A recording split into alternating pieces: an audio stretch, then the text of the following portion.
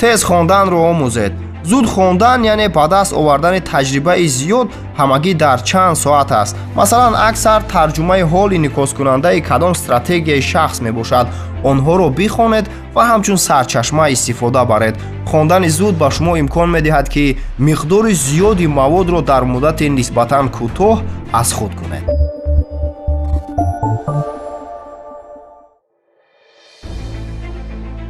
номи одамонро дар хотир доред ва ба ҳама муносибати хуб кунед.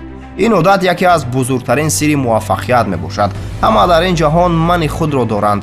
ман мехоҳам худро муҳим ва арзишманд ҳис кунам.